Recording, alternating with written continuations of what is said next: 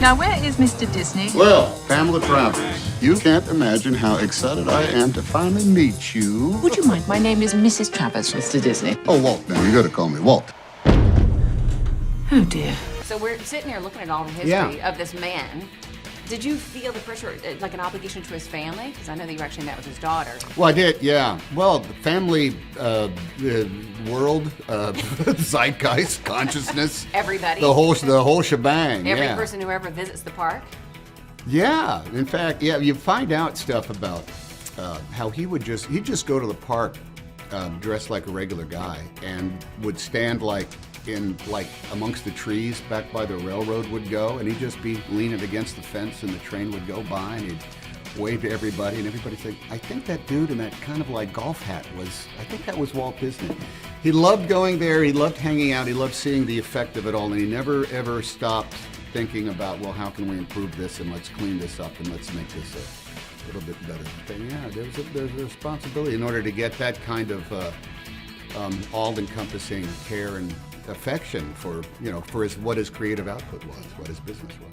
The movie shows him as a very likable guy, very friendly kind of guy, somebody that, just makes a lot of people happy. Does it sound a little familiar to somebody else very famous And yet in the Hollywood business? I don't think he enjoyed having his good nature taken advantage of. I think occasionally he said things like, it's in there because I want it to be in there. There's a a little similarity, though, between the likability of Walt Disney I'll and tell Tom you Hanks. a huge difference right away is at some point I just say, hey man, that's as good as we can do. What else? And I don't think he ever felt that way. I think Disney was always very tenacious about making something, moving it forward one farther bit, spurring everybody on to do another version of their best work. And after a while, I just say, hey, it looks good to me, and then I walk away. So, And you win an Oscar. Very different.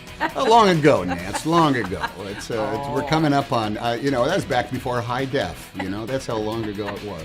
Yeah, well, Ernest might be coming Borgnine back for upon. Marty and George Chakiris for West Side Story, and then me, and then some other guys. Were you familiar with the story behind Mary Poppins before No. doing this role? Really? I didn't know anything about it. You're kidding. No. Why would we know? We don't. It's I mean, it's true, not. yeah, it's no. not common knowledge in my country where she lived and wrote the books. Mind you, it's not common knowledge that Enid Blyton, who wrote Noddy and all of those characters, was, the most frightful mother ever. It's not common knowledge that Beatrix Potter bred sheep.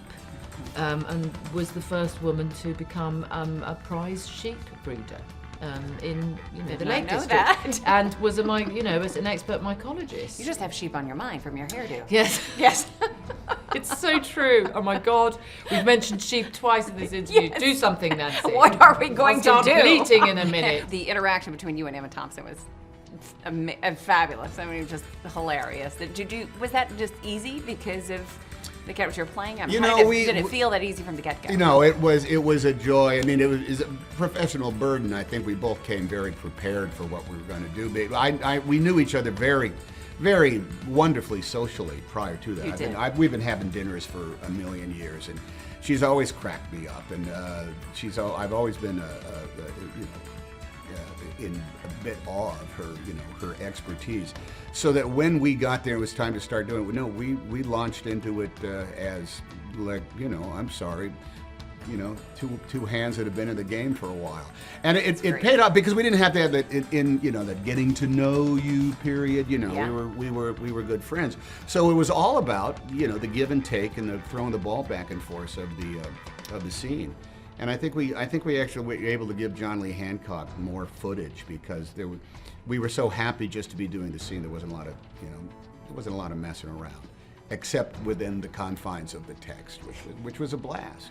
Yeah, the rhythm was like amazing. Yeah. You gotta, you gotta have your good stuff when you're working with Emma because she's got hers. And vice versa. Yeah, well, I don't know, man. I didn't try to sandbag her, but I think she tried to do it to me a couple of times. Were you a fan of the movie before? Obviously, you didn't know the story behind it, but a fan of Mary Poppins? Those early Disney movies are absolutely remarkable. And if you think about, there's one image that always sticks in my mind from that film, which is when the smoke rises from the chimney and turns into steps, and Mary Poppins walks up them. And it's that moment that you understand why Salvador Dali was a great fan of Disney, and that in fact he was a great genius who surrounded himself with some of the greatest artists in the world, most of whom, of course, had come from Europe, and many of whom were on the run from Nazi Germany. So, I mean, he had an incredible pool of artists and creative talent, which defined those early films. Room here for everyone, gather around. The constable's responsible. Now, how does that sound? No. Responsible is not a word. We made it up. Well, unmake it up.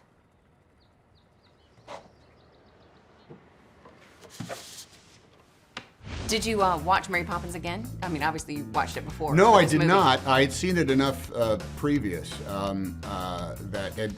so no, I didn't. How many times had you seen it before you did the movie? Oh, I probably saw it 5 times, I guess. You know, over the course of raising kids and looking for something to watch when the time comes. I didn't see it. I don't think I saw it when it first premiered. I think I saw a reissue of it not many years after that.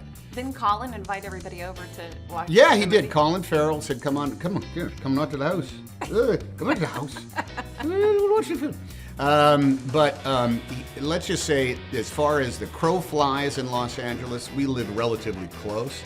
But as far as the traffic allows, I might as well live in Uruguay. There's just no getting there at the time he was going to start the film. So you didn't make it, or you made it? I didn't make it. No, I just like looked at far. When are you want to start at 5:30? You guys have fun, because I cannot leave my office at 2:30 in the afternoon in order to be at your house by 5:30. It's just not going to happen.